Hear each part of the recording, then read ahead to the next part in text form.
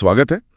आज हम भारतीय इतिहास के एक ऐसे दौर में झांक रहे हैं जो कह सकते हैं कि काफी उथल-पुथल वाला था। हाँ, बिल्कुल। लगभग 13वीं सदी से लेकर मान लीजिए 17वीं 18वीं सदी तक। सही। और हमारे पास जो स्रोत हैं वो ये दिखाते हैं कि कैसे बाहरी ताकतों ने और अंदरूनी बदलावों ने भी भारत के राजनीतिक नक्शे को मतलब पूरी तरह से बदल दिया। बिल्कुल।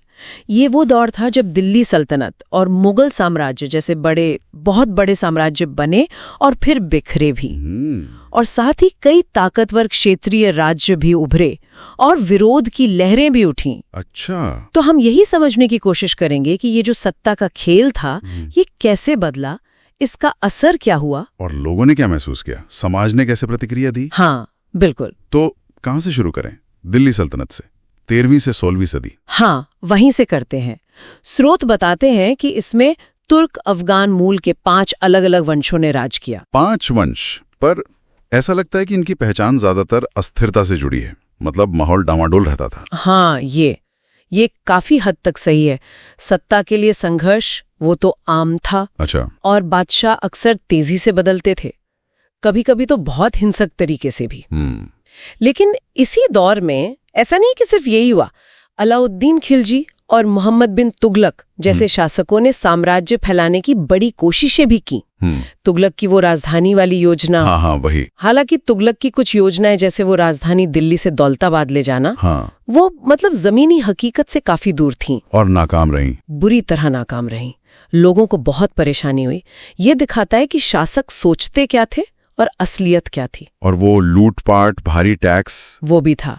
लूटपाट, भारी टैक्स और मंदिरों को नुकसान पहुंचाना भी, हाँ, इस दौर की सच्चाई थी। और 1398 में तैमूर का हमला। ओहो, तैमूर का दिल्ली पर हमला तो वो उस वक्त की बर्बरता का एक भयानक उदाहरण है।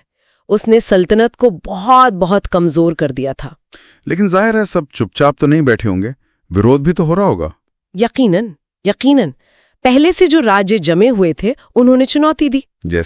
जैसे पूर्व में पूर्वी गंगवंश, उनके राजा नरसिंह देव प्रथम ने तो सुना है अपनी जीत की याद में कोणार्क का सूर्य मंदिर बनवाया। अच्छा, कोणार्क मंदिर। हाँ, और दक्षिण में हरिहर और बुक्का उन्होंने विजयनगर साम्राज्य की नींव रखी। हाँ, विजयनगर का नाम तो बहुत आता है। बिल्कुल, वो एक बड़ी ताकत बनकर उभरा, खासकर कृष्णदेव राय के समय में।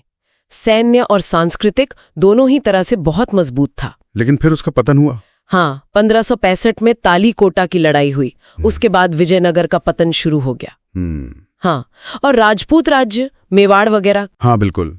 दूसरी क्षेत्रीय सल्तनतें भी थीं और मेवाड़ जैसे राजपूत राज्यों ने भी दिल्ली की सत्ता को लगातार चुनौती दी। मेवाड़ में राणा कुंभा, महाराणा प्रताप, हाँ। उन्होंने तो लंबे समय तक अपनी आजादी के लिए संघर्ष किया। वो क्षेत्रीय प्रतिरोध का एक बड़ा प्रतीक है। फिर 1526 में सीन बदलता है, बाबर आता है, मुगल साम्राज्य। सही, 1526 पानीपत की पहली लड़ाई। स्रोत बताते हैं कि इसमें बारूद का इस्तेमाल बड़े निर्णायक था। हाँ, ये एक नई बात थी और बाबरनामा में भी जिक्र है कि भारत को लेकर उसकी राय मिली जुली थी। अच्छा। हाँ, मुगल एक अलग ही पैमाने पर आए, एक अलग व्यवस्था लेकर। अकबर का जिक्र जरूरी है यहाँ, उसका शासनकाल लंबा था। बिल्कुल, अकबर का दौर काफी दिलचस्प है। शुरुआत में जैसे चित्तौड़ की जीत में काफी क्रूरता दिखती है, लेकिन बाद में उसने सुलह कुल की नीति अपनाई। सुलह कुल मतलब सबके साथ शांति। उसने जजिया जैसा धार्मिक टैक्स हटाया जो गैर मुसलमानों पर लगता था। हाँ, जजिया। और राजपूतों के साथ गठबंधन किए। उसने प्रशासन को भी मजबूत किया। कैसे? खासकर मनसबदारी प्रणाली। इसमें अधिकारियों को उनकी रैंक के हिसाब से सैनिक रखने होते थे और टोडरमल के जमीन से जुड़े सुधार भी थे। ये तो औरंगजेब के दौर से काफी अलग तस्वीर लगती है। हाँ, असल में काफी हद तक विपरीत था।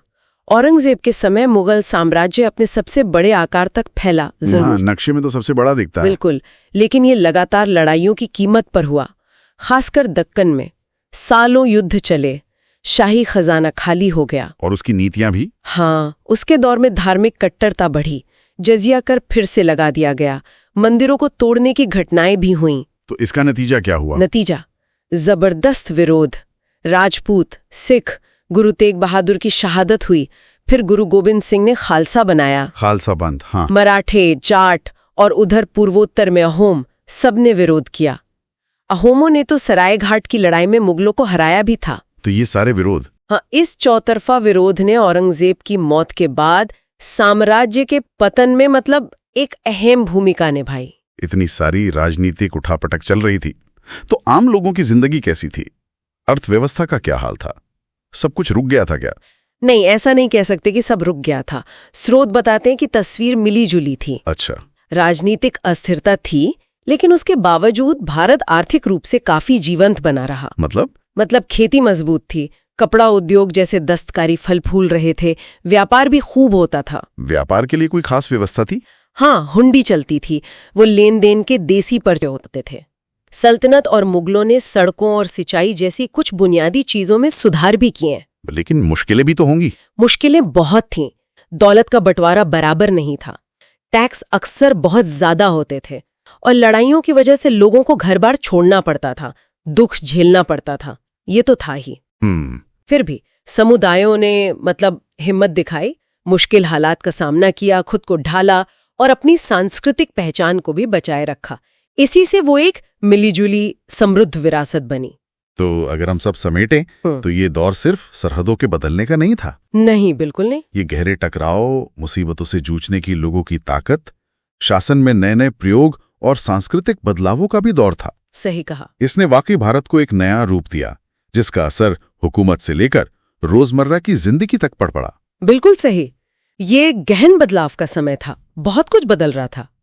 चलते चलते एक और बात सोचने लायक है शायद। बताइए। स्रोत ये भी दिखाते हैं कि कैसे अलग अलग शासकों ने बिल्कुल अलग अलग रास्ते अपनाए, है ना? हाँ, जैसे अकबर और औरंगजेब ही कितने अलग थे। वही, कुछ ने सिर्फ सैन्य ताकत पर भरोसा किया, तो कुछ ने कूटनीति और धार्मिक नरमी का भी सहारा लिया। सही। तो सोचने वाली बात यह है कि इन अलग अलग रणनीतियों की कामयाबी या नाकामी और उनके जो लंबे समय तक चलने वाले नतीजे हुए, वो आज भी हमें शासन चलाने के तरीकों के बारे में क्या सिखा सकते हैं।